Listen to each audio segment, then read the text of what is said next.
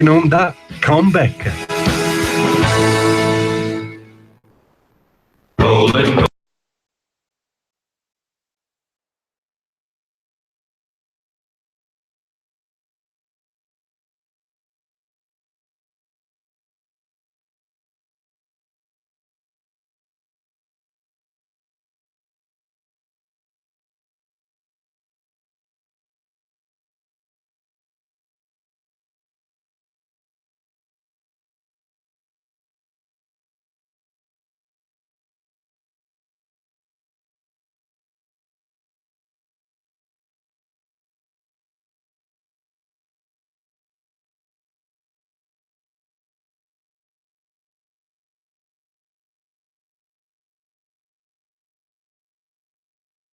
Move 'em on, hit 'em up, rawhide, cut 'em out, ride 'em in, cut 'em out, ride 'em in.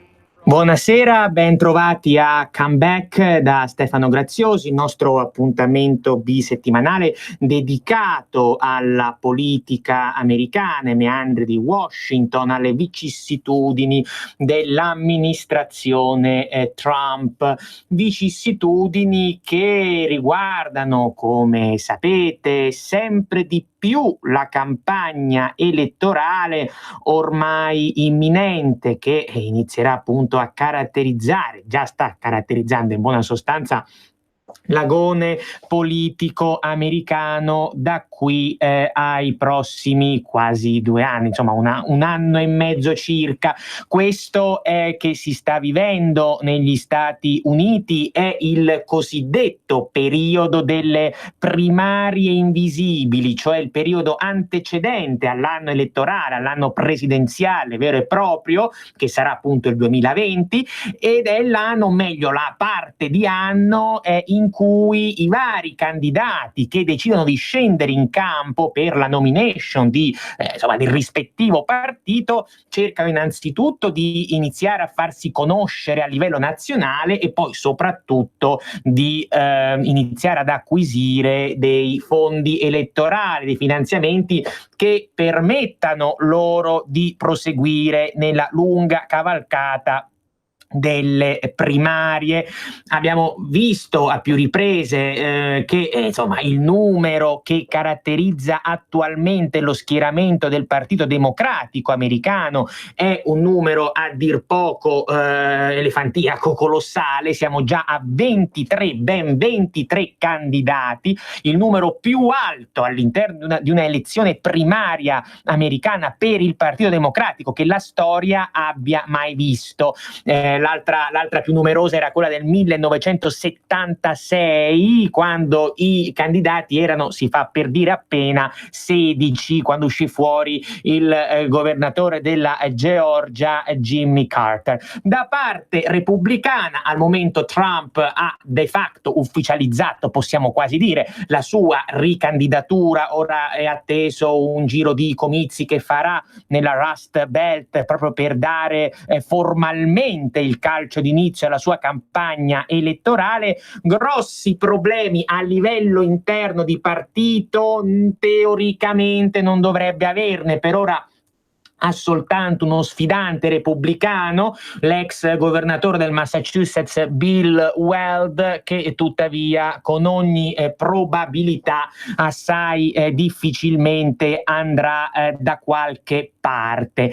Il tema che riguarderà questa campagna elettorale, anzi già in buona sostanza la riguarda, è indubbiamente, lo abbiamo spesso ripetuto in questa trasmissione, la dinamica legata al voto operaio e conseguentemente le questioni di carattere economico. Fondamentalmente l'economia in questo momento negli Stati Uniti va bene, un'economia che vede crescere fortemente il PIL, vede una riduzione drastica del tasso di disoccupazione, sono tutti indicatori favorevoli che sospingono in modo molto, molto forte, molto energico la candidatura dell'attuale presidente. Ricordiamoci sempre che almeno negli ultimi 50-60 anni gli unici presidenti americani a non essere rieletti sono stati presidenti che avevano appunto difficoltà sul versante economico: Jimmy Carter nel 1980 e George Bush padre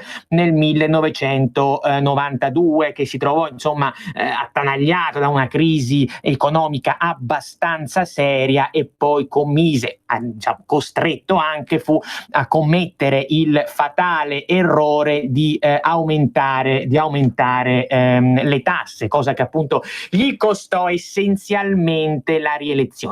Dall'altra parte è ovvio che con 23 candidati democratici il caos è totale, è un caos che riguarda innanzitutto aspetti di mania di protagonismo da parte dei vari candidati.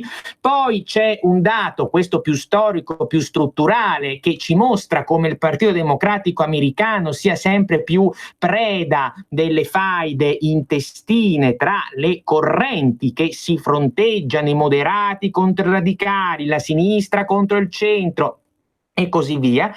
Ma la cosa ancora più interessante è che, bizzarra anche, è che questo tipo di dinamica battagliera, settaria, abbastanza anche virulenta sotto molti aspetti, inizia a caratterizzare anche internamente lo stesso fronte della sinistra. Quindi è una situazione, se così possiamo dire, un po' di guerra di tutti contro tutti, da cui sembrerebbe possa emergere qualche figura. Si fa adesso il nome dell'ex vicepresidente Joe Biden, che in questi giorni, in queste stesse ore, tutti gli organi di stampa danno come il grande favorito, perché fondamentalmente i sondaggi ad oggi lo danno frontrunner, lo danno appunto in grande spolvero. Sarà veramente così? Questa sera cerchiamo di analizzare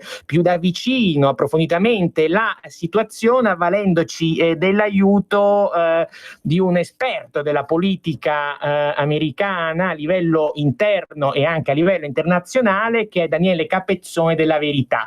Buonasera Daniele. Buonasera, ma sono io che sto parlando con un vero esperto di politica. Ti ringrazio, è troppo buono, grazie mille.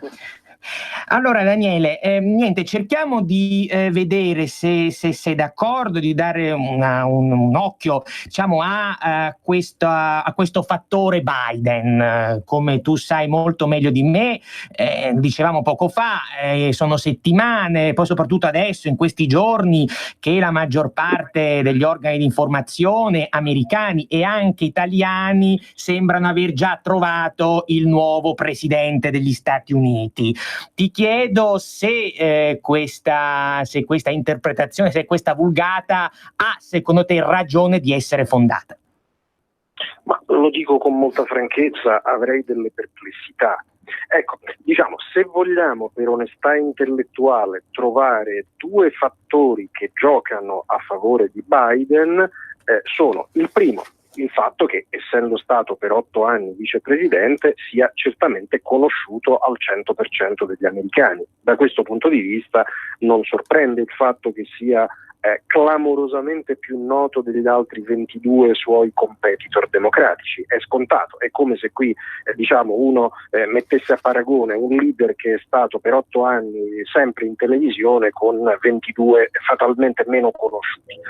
Secondo elemento a suo favore, potrebbe giocare un effetto usato sicuro, cioè uno lo conosce già, ne conosce pregi e difetti, ma fatti questi due punti a suo favore, francamente non sembra né nuovo né in grado di smuovere le masse, né francamente in grado di mettere in difficoltà Trump sui dossier principali. E francamente, mentre mi convince il fatto che possa essere in vantaggio sui suoi 22 rivali democratici, ecco, quando ho visto i primi sondaggi che lo darebbero 10-11 punti davanti a Trump, ho ripensato a quella storiella che ben conosciamo di 3 anni fa, esatto, quando i mainstream media ci raccontavano che Hillary era avanti in tutti i sondaggi, che Hillary aveva vinto i dibattiti, che Hillary era già alla Casa Bianca. Non era così. Sono pienamente d'accordo con te, ma tu in questa pletora di candidati, diciamo appunto abbastanza bizzarra sotto molti aspetti, vedi allo stato attuale qualcuno, perché voglio dire, i media, oltre a Biden, stanno incensando, e non da oggi, altre figure, ovviamente meno di peso rispetto all'ex vicepresidente, ma penso ad esempio al sindaco di New York De Blasio, che si è candidato pochi giorni fa, e anche lì c'è stata, diciamo, una sorta di peana nei suoi confronti. Oppure penso al texano O'Rourke, Beto O'Rourke, che è stato alla stella dei democratici per tutto l'autunno precedente, quando si diceva avrebbe conquistato il seggio senatoriale del Texas, e poi insomma è andato a sbattere. Tu vedi che ci potrebbe essere, anche al di là di queste due figure, qualcuno non solo in grado di emergere da quella pletora, ma anche potenzialmente capace di arrivare alla Casa Bianca, o la vedi totalmente nera? No, per carità, non si può mai dire, una sorpresa può sempre esserci, le cose della politica mondiale e in particolare di quella americana sono imprevedibili, quindi nulla si può, diciamo, dare per scontato o per negato o per acquisito in un senso o nell'altro. Però confesso, se mi chiedi un'opinione oggi 20 maggio, francamente più che guardare ai singoli alberi, cioè ai singoli candidati, guarderei la foresta insieme democratica, e mi sembra una catastrofe.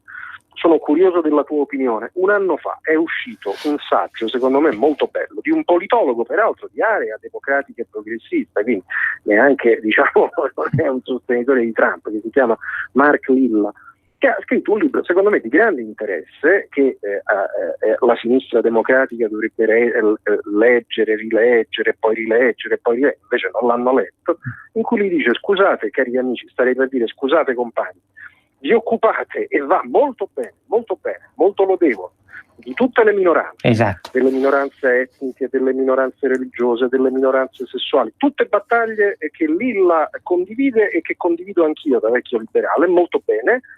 Sì, piccolo dettaglio, però vi state scordando della maggioranza, cioè esatto. Se voi fate solo battaglie di minoranza e addirittura date la sensazione di metterli in contrapposizione al sentimento della maggioranza, eccetera, voi siete fatalmente voi minoritari. E a me pare che questo sia il problema.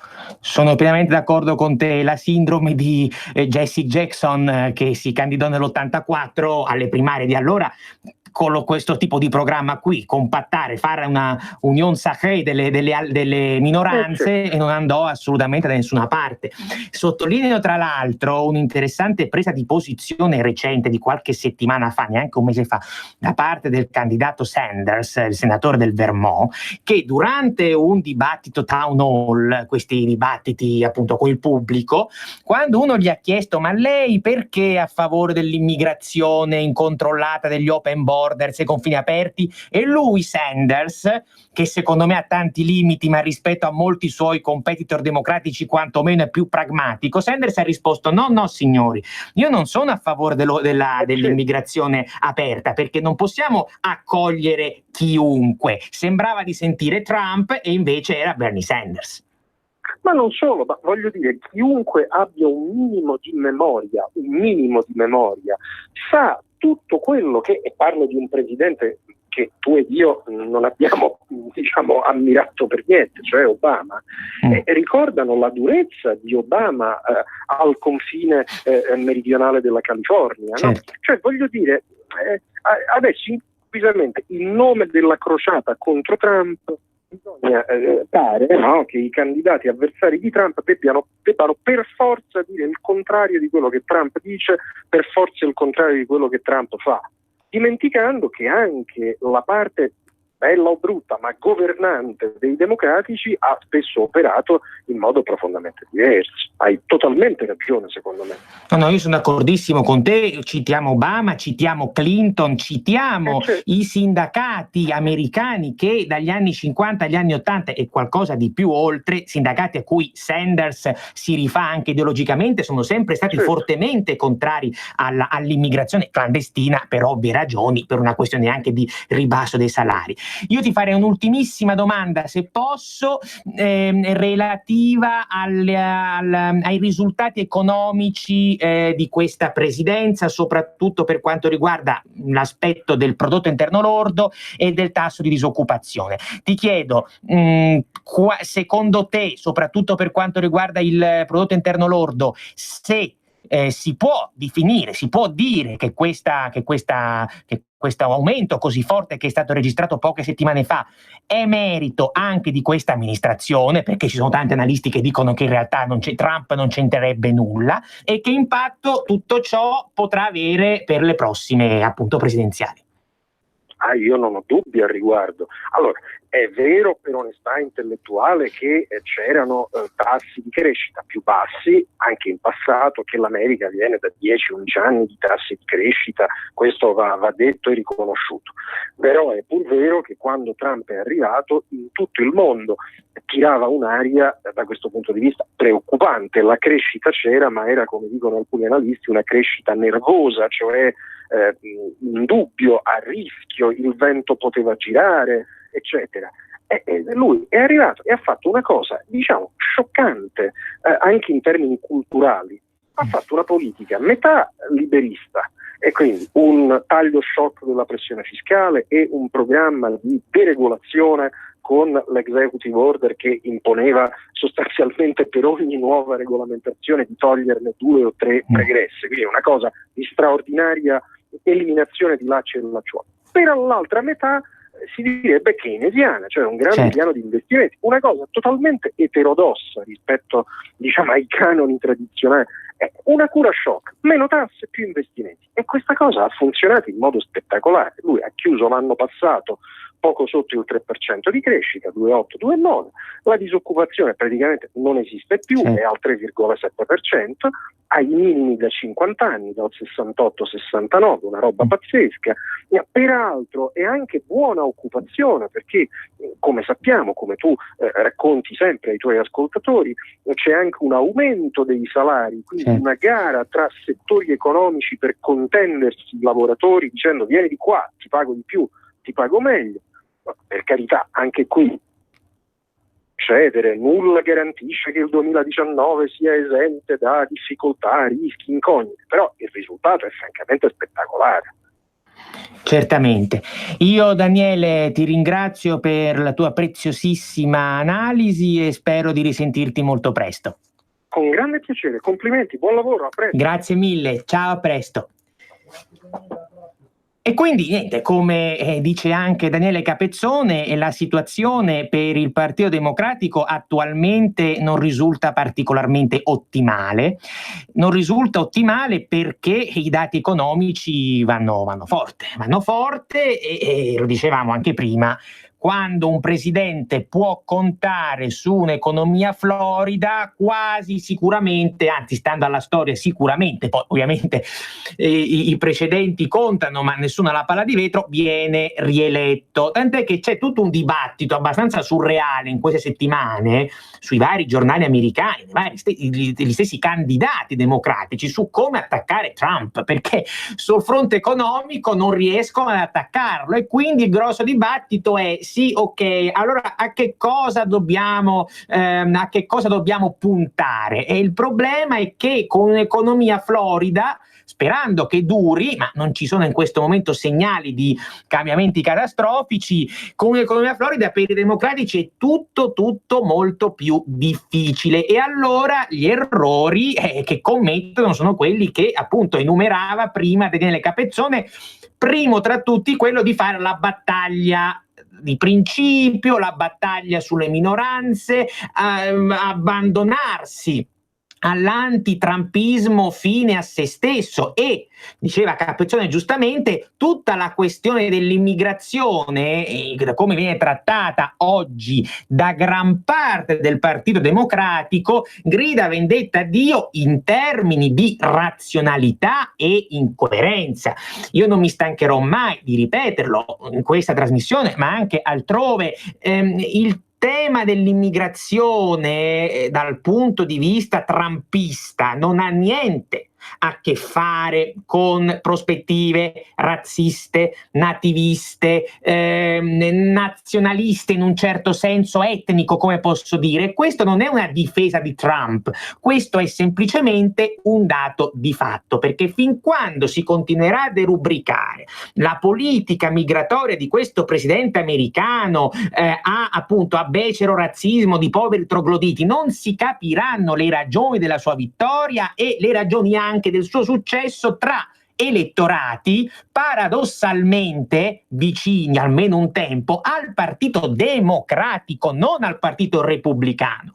Quando Trump propone la costruzione del muro al confine con il Messico, avrete sentito che adesso ha arricchito di ulteriori dettagli, lo vuole nero, lo vuole con le punte in alto per renderlo difficilmente scalabile, eccetera. Però quando propone quel provvedimento lì, quello paradossalmente è un provvedimento, passatemi neanche la provocazione, il paradosso, tra virgolette, di sinistra, perché è un provvedimento che mira alla tutela socio-economica dell'operaio degli stati come l'Ohio e il Michigan. Ecco perché anche un candidato autodefinitosi socialista come Bernie Sanders, quindi teoricamente quella che dovrebbe essere l'estrema sinistra, quello che teoricamente dovrebbe essere il più lontano da Trump, dice esattamente le stesse cose di Trump nel Partito Democratico, e l'altro giorno ha detto questa cosa, dice no, io non sono favorevole agli open borders, ai confini aperti, perché dobbiamo valutare innanzitutto il tipo di immigrazione che viene e poi ovviamente è un discorso di buonsenso, alla fine non possiamo accogliere tutti. E ribadisco, questa è una posizione che non è paradossale, perché diceva Capezzone prima, andiamo a vedere le politiche migratorie di Barack Obama quando era presidente, andiamo a vedere le politiche migratorie di Bill Clinton quando era presidente, aggiungo io, andiamo a vedere le politiche del sindacato americano negli anni scorsi, nei decenni passati, e andiamo a vedere i voti dati da Hillary Clinton, da Obama e dall'attuale leader della minoranza democratica al Senato, Chuck Schumer, quando erano senatori nel 2006, diedero il loro appoggio, il loro voto favorevole al Senato alla proposta dell'allora presidente repubblicano George W. Bush di costruire barriere al confine con il Messico, perché lì il grande problema è sempre stato duplice. C'è un problema di ordine pubblico legato all'aumento della criminalità, legato ai flussi di droga che provengono dal Sud America attraverso canali come il Messico e il Venezuela. Lì poi c'è tutto quanto uno scenario internazionale molto fosco, anche se molto interessante da studiare, che si interseca con l'Iran, le associazioni finanziarie dall'Iran come Hezbollah, eccetera. Ma al di là della questione, avrebbe detto Nixon, law and order, la questione securitaria, c'è una questione specificamente oggi, socio-economica, che riguarda elettorati che non sono appunto beceri razzisti, ma sono gli operai, sono i colletti blu che vedono nell'immigrazione clandestina un pericolo. E in questo senso Trump, avete visto nelle ultime ore, ha presentato un ulteriore progetto di riforma per l'immigrazione, soprattutto per quanto riguarda la concessione della green card, legata al merito e alle competenze piuttosto che ai ricongiungimenti familiari. Quindi lui sostanzialmente ne sta facendo un discorso in termini di tutela dei posti di lavoro americani. Possiamo dire che questo sia un provvedimento fatto male, che non stia andando nella direzione giusta, ma non possiamo non riconoscere che questo sia l'obiettivo, giusto o sbagliato, di questo presidente. Il razzismo non c'entra assolutamente nulla. E difatti, dall'altra parte, parlo dei democratici, sotto alcuni aspetti iniziano pian piano a rendersene conto, molto piano però, perché appunto l'unico più, come dire, un poco più lungimirante è appunto il senatore Bernie Sanders, che è l'unico che, al netto, ribadisco, di tutti i limiti, di tutte le contraddizioni di cui può farsi portavoce, un portatore, è l'unico che comunque ha capito e ha ben chiaro perché Hillary Clinton, perché il Partito Democratico americano nel 2016 ha vissuto quella debacle storica. Ci fermiamo per qualche minuto e ci sentiamo dopo la pubblicità. Ciao Ruspa, come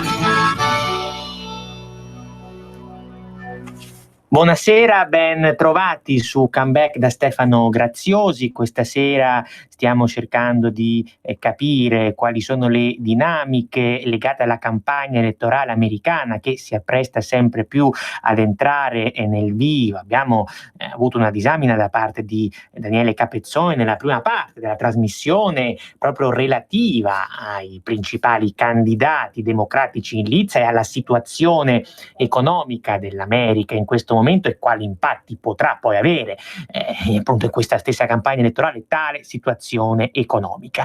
Se volete intervenire potete farlo allo 02 66 20 35 29.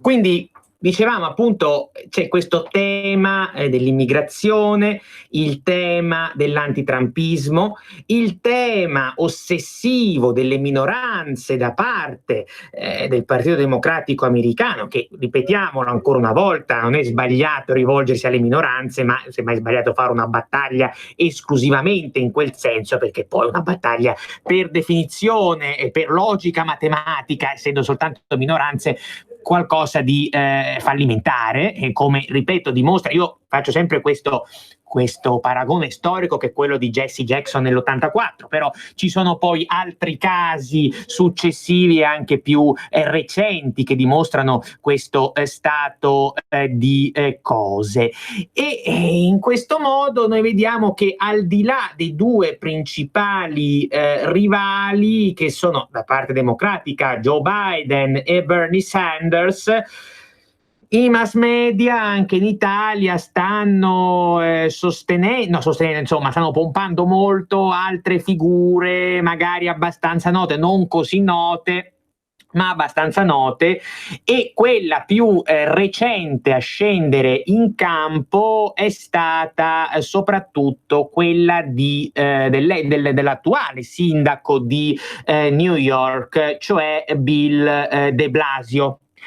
Al di là del fatto, va bene, che sia italo-americano, De Blasio è sempre stata una figura molto incensata da parte dei mass media americani, e quando la settimana scorsa ha formalmente annunciato la sua candidatura, ebbene molti analisti hanno sostenuto che potrebbe in realtà essere lui il candidato giusto per battere Donald Trump. In realtà le cose sono, come dire, un po' più complicate di quello che può apparire, per così dire, a prima vista. Vedete, De Blasio probabilmente dal punto di vista della strategia elettorale sta facendo un discorso di questo tipo, cioè: sono sindaco della Grande Mela, una città insomma che ha in termini di popolazione di svariati milioni di persone, quindi la sua idea con ogni probabilità è quella di sfruttare la Grande Mela stessa come un feudo elettorale che gli consenta una vera e propria spinta propulsiva a livello nazionale, perché questo è uno dei grandi temi che attanagliano, diciamo, la maggior parte degli attuali candidati alla nomination democratica. Molti di questi non li conosce nessuno a livello nazionale, quindi stanno disperatamente cercando di farsi pubblicità, di ottenere una certa notorietà che consenta loro in qualche modo di sperare vagamente di raggiungere prima o poi la Casa Bianca. Però, detto questo, De Blasio ha diversi problemi che deve affrontare, perché innanzitutto il fatto che New York si schieri compattamente a suo favore è un elemento tutto da dimostrare, più una speranza, ma non è un automatismo.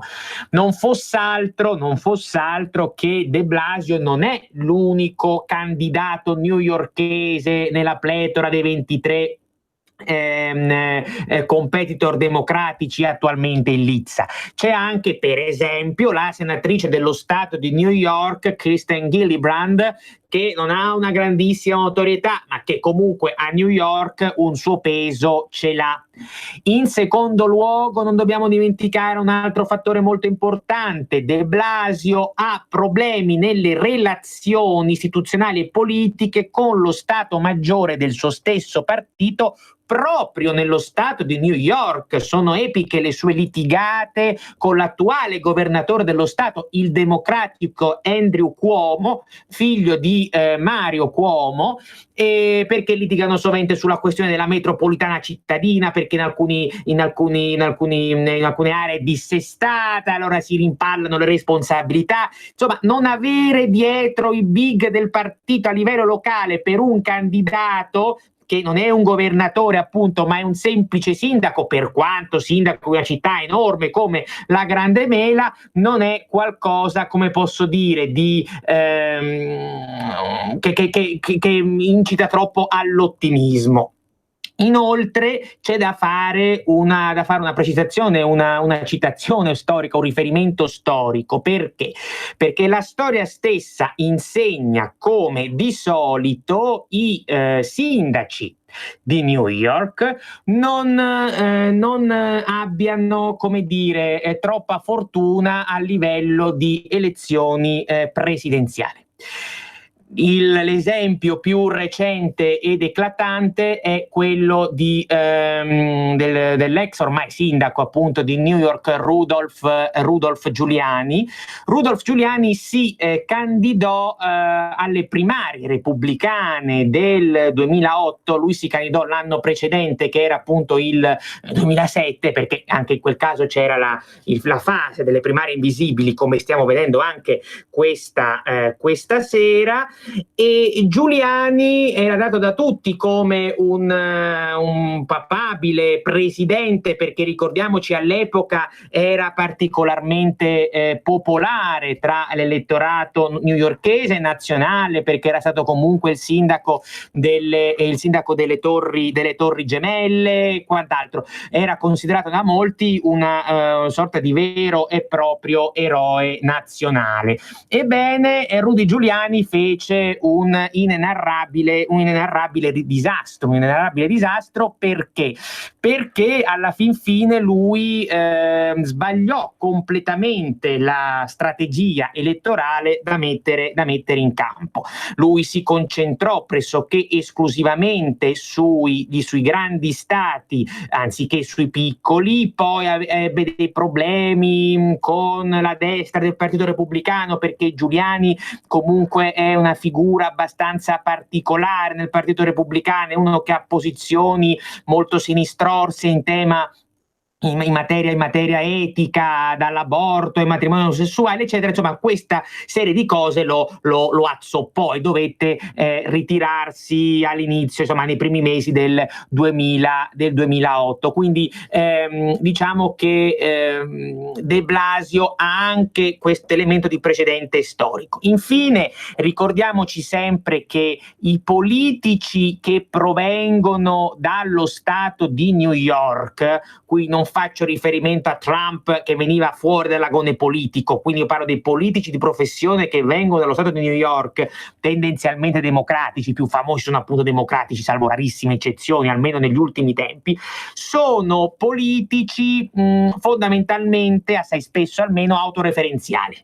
Sono politici che vanno forte, sfondano appunto nel loro stato di appartenenza, sfondano in aree come il New England, sfondano in California, cioè in tutte quelle aree dove i circoli liberal sono più forti, più strutturati, ma sono politici pressappoco incapaci di rivolgersi efficacemente a un elettorato come quello del Midwest o a quello del sud degli Stati Uniti. E come dicevamo all'inizio di questa trasmissione, le prossime non solo primarie democratiche, ma anche e soprattutto le presidenziali vere e proprie, si giocheranno sulla classe operaia del Midwest. E quindi il tema sarà capire come un profilo quale quello di Bill de Blasio possa effettivamente sfondare in quella zona lì. Il tema è proprio questo, non fosse altro che de Blasio è una figura che lui è diventato sindaco di New York dopo Michael Bloomberg, lo divenne nel 2013 se non vado errato la prima volta. De Blasio ha anche un fattore positivo dal suo punto di vista, cioè che è stato rieletto, è stato l'unico democratico nel giro di 30 anni, nell'arco di 30 anni ad essere rieletto a sindaco di New York, è stato rieletto nel 2017. Ebbene, però de Blasio, quando è sceso in campo la primissima volta, lui ha costruito la sua carriera politica sul tema delle disuguaglianze sociali e sulla lotta alle disuguaglianze sociali, che è un tema che di per sé, in quanto tale, oggi potrebbe anche avere un senso nella campagna elettorale che ci apprestiamo a vivere, per le ragioni che ho detto prima, il voto operaio, la disoccupazione, eccetera. Però c'è da dire, e questo lo ravvisano fonti come la CNN, quindi non tacciabili di simpatie trumpiste, il problema è che a New York negli ultimi anni non è che la questione delle abissali disuguaglianze sociali si sia granché, come dire, attenuata. La cura de Blasio ha lasciato un po' il tempo che trova, e quindi questo è un ulteriore elemento che potrebbe in qualche modo azzoppare questo candidato. Infine, l'ultima chicca, per così dire, questo per dirvi che sulla carta non è un candidato così forte come certi mass media tendono invece a dipingerlo. De Blasio nel 2016, quindi alle scorse presidenziali, diede alla fine, neanche tanto alla fine in realtà, già nei mesi precedenti al voto novembrino, diede il suo endorsement a Hillary Clinton. I rapporti tra Clinton e de Blasio storicamente sono stati sempre rapporti abbastanza come dire, di tira e molla, contraddittoria, in alcuni momenti andavano d'accordo, in altri litigavano. Poi de Blasio scelse di dare il suo endorsement a Hillary, molti ne rimasero turbati all'epoca perché si attendevano che uno teoricamente di sinistra, più di sinistra come lui, avrebbe appoggiato Sanders, cosa che non accadde. Ebbene, quell'endorsement non è detto che non possa, come dire, perseguitarlo anche oggi, ancora oggi, perché ricordiamoci sempre cosa furono le presidenziali del 2016. Questo è un elemento a dir poco fondamentale. Tanta parte di quella sinistra del Partito Democratico americano che non sopportava e non sopporta tutt'oggi i Clinton potrebbero ancora oggi non perdonare a de Blasio quell'endorsement dato a Hillary nel 2016. Quindi attenzione, perché in realtà stiamo parlando di un candidato che, nonostante venga molto incensato, in realtà ha molti problemi strutturali in quella che sarà la sua campagna elettorale. L'altra figura, secondo me, abbastanza problematica dello schieramento democratico, la citavamo prima, è quella del texano Beto O'Rourke. Questo qui era venuto alla ribalta nella campagna elettorale per le elezioni di metà mandato nel 2018 per il seggio senatoriale in Texas. Per lungo tempo si disse che costui avrebbe probabilmente strappato il seggio al senatore ultraconservatore repubblicano Ted Cruz. Le cose non sono andate così, perché Cruz riuscì a vincere quelle elezioni senza troppi problemi. Alla fine è vero che ci furono delle problematiche sotto alcuni aspetti, però alla fine Cruz riuscì ad avere ragione senza troppi problemi, appunto, di O'Rourke. Ebbene, nonostante questo fallimento, alla fine ancora oggi c'è una gran parte della stampa liberal e non solo liberal americana che considera O'Rourke un valido candidato alla nomination democratica del 2020. Anche qui ci sono dei problemi e questi problemi chiamano in causa la natura politica di questo Beto O'Rourke. Perché? Perché il grande rischio verso cui incorre questa figura è quella di essere un candidato, diciamo così, molto fuffoso. È un candidato probabilmente studiato, creato e progettato in laboratorio. Del resto bisogna sempre stare molto attenti quando nella politica americana si comincia a parlare di enfant prodige, di giovani rivoluzionari, eccetera, perché poi di solito succede l'esatto opposto. Ricordatevi cosa accadde nel 2016 tra i repubblicani con il senatore della Florida Marco Rubio. Rubio, se ricordate, tra la fine del 2015 e prima del 2016 era considerato una sorta di nuovo leader del Partito Repubblicano, e mi ci metto anch'io ho avuto, come dire, ho commesso il madornale errore di crederci per qualche mese a cavallo tra il 2015 e le primissime settimane del 2016. Poi a un certo punto finì in un dibattito presidenziale, c'erano le primarie repubblicane in New Hampshire, dove Rubio era tra l'altro tra i favoriti, e lui durante questo dibattito televisivo venne totalmente come dire, distrutto. C'aveva contro all'epoca un il governatore del New Jersey, Chris Christie, che lo annientò, cioè mise in evidenza attraverso una serie di attacchi più o meno strumentali, ma mise in evidenza il fatto che Rubio era un candidato studiato a tavolino, era un candidato tutto marketing elettorale sostanzialmente. Ecco, il tema è che O'Rourke possa essenzialmente rivelarsi nello stesso modo. Ci sono tutti questi aspetti, come dire, abbastanza strani. Lui non si capisce poi alla fine quale possa essere il valore aggiunto in grado di apportare rispetto alle complessissime e ormai possiamo dire abbastanza folli dinamiche che attanagliano il Partito Democratico americano. Questo è un grande problema perché nella stragrande maggioranza dei casi di questi candidati il Partito Democratico è caratterizzato da figure più o meno simili, cioè non si capisce il valore aggiunto, e quindi in una pletora di 23 competitor come è possibile che questi possano in qualche modo un giorno riuscire ad emergere. È ovvio che queste domande dovremo tenercele per un altro mese circa. Perché dico un mese? Perché il 26 di giugno finalmente, per modo di dire finalmente, ci sarà il primo dibattito.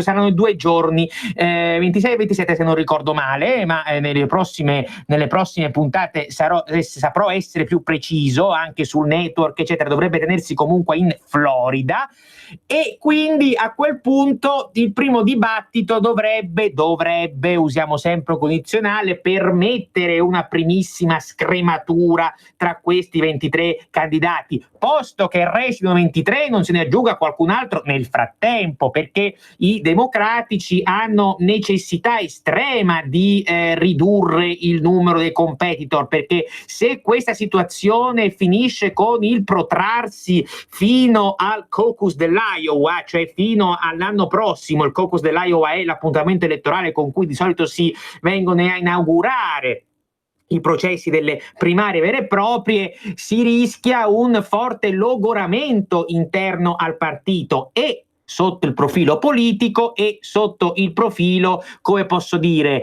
anche dell'immagine sotto molti aspetti, perché è ovvio che insomma non ci farebbero probabilmente democratici una figura particolarmente brillante.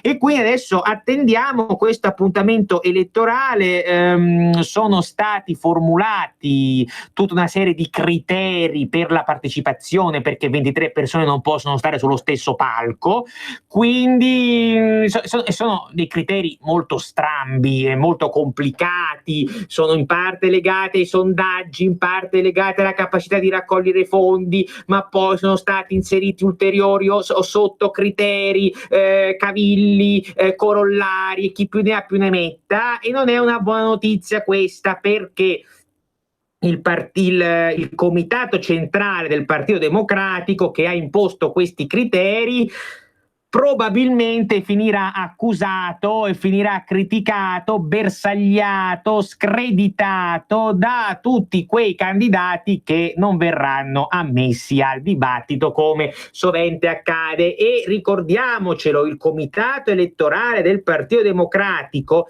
in questo momento di ulteriore discredito è l'ultima cosa di cui ha bisogno, perché si è già screditato tanto negli ultimi anni. Se continua, la credibilità del partito stesso, ecco, potrebbe risentirne in modo fatale. Insomma, ricorderete quando nel 2016 Wikileaks diffuse e rese noto che il comitato stesso avesse messo i bastoni tra le ruote a Bernie Sanders durante le primarie di allora per favorire Hillary Clinton. Questo è stato un problema molto forte per il comitato del Partito Democratico, è un problema che si porta dietro ancora oggi, e che una parte dell'elettorato di sinistra di quel partito potrebbe ancora, come dire, potrebbe, diciamo così, ricordarselo e agire di conseguenza. Quindi, vista questa situazione abbastanza caotica, bisogna stare attenti soprattutto alle spinte centrifughe, che sovente nella storia dei partiti americani ogni tanto escono fuori. Per spinte centrifughe intendo soprattutto i candidati scissionisti, quando c'è un candidato che magari ritiene di essere vittima di un complotto interno, cosa che talvolta anche accade, vedi Bernie Sanders, e allora dice vabbè, sai che c'è, io me ne vado e fondo un movimento mio. Poi magari quel movimento non va da nessuna parte, come sovente accade nella storia dei partiti americani.